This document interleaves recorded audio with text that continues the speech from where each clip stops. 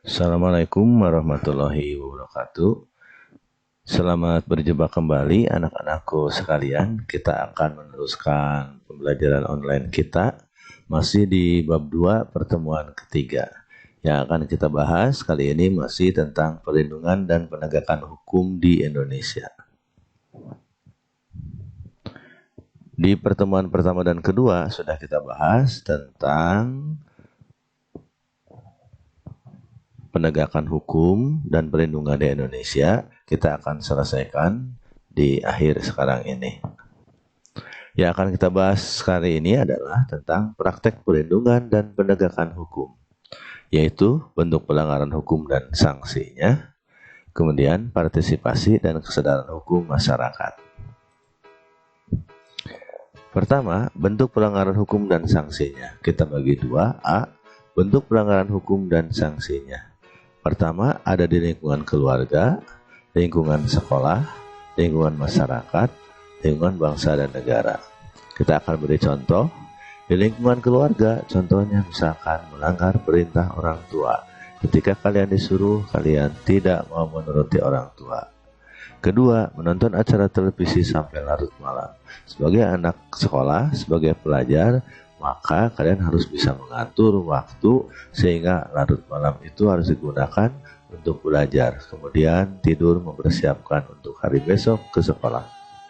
Dan selanjutnya, di lingkungan sekolah, contohnya adalah terlambat datang ke sekolah. Kedua, tidak mengerjakan pekerjaan rumah. Ketiga, menyontek ketika ulangan. Dan lain-lain. Masih banyak pelanggaran hukum di sekolah. Di lingkungan masyarakat, contohnya adalah mangkir dari ronda malam. Ketika kondisi sedang tidak menentu, maka biasanya suka diadakan giliran ronda malam. Nah, apabila tidak hadir, maka itu merupakan pengingkaran dalam lingkungan masyarakat. Mengganggu tetangga, kemudian main hakim sendiri. Di lingkungan bangsa dan negara, contoh pelanggaran hukum adalah melanggar rambu-rambu lalu lintas, melakukan korupsi, tidak memiliki KTP, dan lain-lain. Itu adalah contoh bentuk pelanggaran yang ada di lingkungan keluarga, lingkungan sekolah, lingkungan masyarakat, dan lingkungan bangsa dan negara. B. Macam-macam sanksi atas pelanggaran hukum. Pertama, sanksi norma agama. Norma agama adalah aturan atau norma yang diberikan oleh Tuhan atau Allah Subhanahu Allah bagi yang beragama Islam, diberikan untuk tetap dilaksanakan ajarannya tadi oleh seluruh umat manusia. Sanksi norma agama itu tidak langsung karena diperoleh setelah meninggal. Bentuknya bisa dosa. Oleh karena tidak langsung ini, maka banyak dari orang-orang yang banyak sekali tidak melaksanakan ajaran dari agama. Kenapa? Karena sanksinya tidak langsung dirasakan sekarang.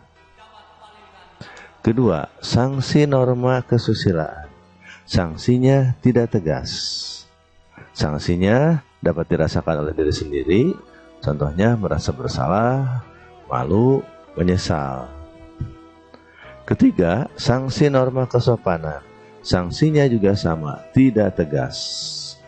Sanksi ini bisa diberikan oleh masyarakat berupa celaan, cemoohan, pengucilan. Terakhir, sanksi norma hukum. Ini adalah satu-satunya sanksi yang sifatnya tegas, nyata, mengikat, dan memaksa. Contohnya adalah penjara atau denda.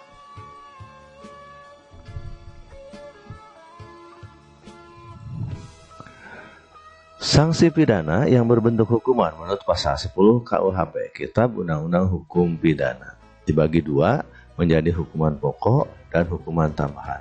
Hukuman pokok dibagi lagi menjadi 1. Hukuman mati, 2. Hukuman penjara yang terdiri atas hukuman seumur hidup dan hukuman sementara. Hukuman sementara ini setinggi-tingginya 20 tahun dan sekurang-kurangnya 1 tahun. Kedua, hukuman tambahan. Apa?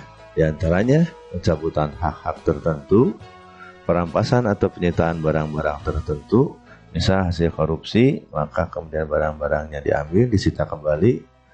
3. Pengumuman keputusan hakim. Misalkan hakim memutuskan seseorang untuk tidak bisa ikut pemilu, memilih, dan lain-lain.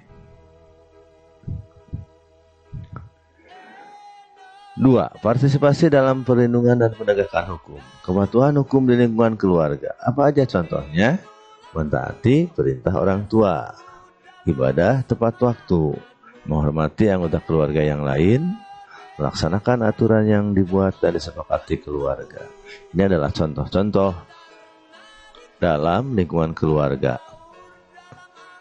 Kepatuhan hukum dalam lingkungan sekolah diantaranya menghormati kepala sekolah, guru, dan karyawan lainnya, memakai pakaian seragam yang telah ditentukan, menaati peraturan sekolah, tidak menyontek ketika ulangan, dan lain-lain. Selanjutnya, kepatuhan terhadap hukum di lingkungan masyarakat, contohnya melaksanakan setiap norma yang berlaku di masyarakat, mengikuti kegiatan siskamling, membayar iuran warga, ikut serta dalam kegiatan kerja bakti, menjaga keberadaan tetangga.